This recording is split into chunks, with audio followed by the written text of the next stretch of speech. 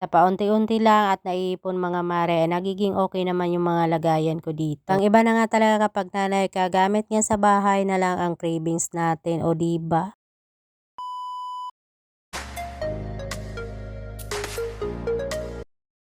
Hi mga mare, magandang araw. Ito nga pala yung kaganapan ko nung nakaraang linggo. Kaya nga pala ako nakaligo at namalengke mga mare, at fast forward nga, andito na nga ako sa loob ng bahay. At talaga ako nakakapag-video mga mare kapag nasa palengke ako dahil marami nga akong bitbit. Nga doon ay minsan ay nahihiya nga talaga ako. Ito nga pala mga mare, naisipan ko na nga din pala lagyan itong mga tray organizer ko. So, bali yung itlong mga mare ay dito ko na nga lang din nilagay, at saka yung mga rekado. Nga mga mare ay sana madagdagan ko pa rin dahil medyo kulang pa. Nakakatuwa nga lang dahil napaka-organize nga ang tingnan. At dito nga mga mare, habang nag-aayos ko ay naisipan na nga rin itong kasama ko na ayusin na nga yung paglalagyan ng kurtina dito sa aking kusina. Nakatagal na talaga nito mga mare, inabutan na nga ng bagong taon. Tagal ko na nga rin talaga inuutos ito sa kanya, buti na nga lang talaga ay naisipan na nga at sinipag.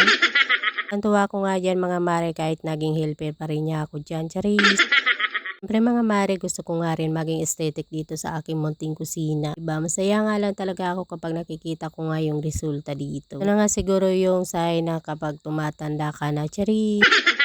At syempre may kasama ng life hack nga ito mga mare, at sulit na sulit nga kapag ganito ang gagawin mo. Kapag magbabare na nga, ayan, maglagay nga tayo ng plastic. Syempre yung tape para maidikit nga yung plastic doon sa may bandang pagbabarenahan niya. Ang technique na nga rin ito mga mare para hindi na nga magkalat yung dumi dito sa may pinakababa. Bago nga siya gumawa dyan mga mare ay sinukat muna nga pala niya yung kurtina kung hanggang saan nga siya dyan magbabarena. Nga sa kabila ay nilipat na nga rin niya at hindi na nga rin siya nahirapan. Batingnan nyo naman mga mare at walang nalalaglag na dumi at nasasahod nga nung plastic. Yan mga mare, fast forward nga tayo. Ayan, nilalagay na nga pala ng asawa ko yung pagkakabitan nga nito ng curtain rod. Ang hinihintay ko nga dyan siya matapos mga mare ay inayos ko na nga rin itong kurtina. Na nga yung 2 piraso nga itong mga mare, at napili ko nga lang ito sa Orange App na napakamura nga lang. Ang ganda nga pala ng kulay niya mga mare. Kaya nabagay nga rin ito sa mga team kahoy at team puti. Pan ko nga lagyan dito ng kurtina para nga may twist naman nga dito sa pinakakusina ko. Dahil naayos na nga rin itong kasama ko yung pagkakabitan nitong curtain rod, ayan mga mare, kinuha na nga rin niya sa akin at nilagay niya na. Natuwa nga rin siya mga mare dahil magandang araw at yung napili ko, at naisipan ko nga ditong lagyan nitong munting bintana dito ng kurtina. Curtain rod nga nabili ko mga mare ay maliit nga lang, kaya sabi nga ng asawa ko ay bibili siya ng hook pa na lalagyan dito para sa gitna. Using nga daw niya yan mga mare para pantay na pantay nga ang tingnan. Sa ngayon mga mare, pansamantala ganito muna nga at okay naman nga ang tingnan at hindi naman halata. Dahil tapos na nga magkabit ng kurtina mga mare, ayan, ibabalik ko na nga pala dito yung mga gamit na nakalagay dito. Meron pa nga akong ibang gustong gawin dyan mga mare at ililipat yung ibang gamit. Kasun nga ay matupad yun mga mare. At dahil matatapos na nga itong video ko mga mare, ay magpapaalam muna nga ako sa inyo, at kung nagustuhan mo naman nga itong video, please like, follow, and share. Ayun lang, see you in my next vlog. Bye bye, thank you for watching.